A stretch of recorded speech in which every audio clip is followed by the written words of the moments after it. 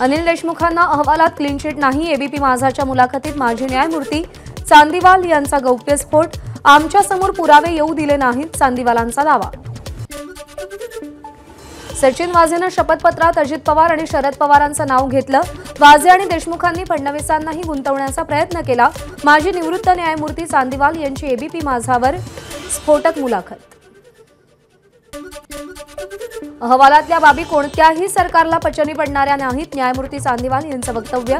काही अधिकाऱ्यांवर कारवाईची शिफारस केल्याचा निवृत्त न्यायमूर्ती चांदीवाल यांचा एबीपी माझाच्या मुलाखतीत दावा।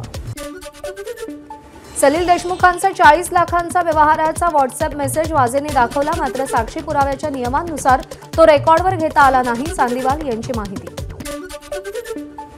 आयोगाकडे येण्याआधी बाहेर वाझे आणि परमवीर सिंग यांची बैठक झाली, तसंच देशमुख आणि वाझे यांचीही एक बैठक झाली। शपथपत्र देऊनही अखेरच्या क्षणी परमवीर सिंग आणि वाझेंनी साक्ष फिरवली, न्यायमूर्ती चांदीवाल यांचा गौप्यस्फोट। अहवालामध्ये क्लीन चिट शब्द नसेलही पण आपल्या विरुद्ध कोणतेही पुरावे नाहीत असा चांदीवालांच्या अहवालात उल्लेख। अनिल देशमुखांचा दावा। वाझेंना साक्षीसाठी बोलावलं तेव्हा आपण जेलमध्ये होतो, भेट होईलच कशी? न्यायमूर्ती चांदीवालांच्या गौप्यस्फोटांवर अनिल देशमुख यांचा सवाल। निवडणुकांमध्ये अशा प्रकारच्या मुलाखती म्हणजे दिशा बदलण्याचा प्रयत्न। चांदीवाल यांच्या मुलाखतीवर सलील देशमुख यांची प्रतिक्रिया। तर आपल्याला यापूर्वीही गोवण्याचा प्रयत्न केल्याचंही वक्तव्य।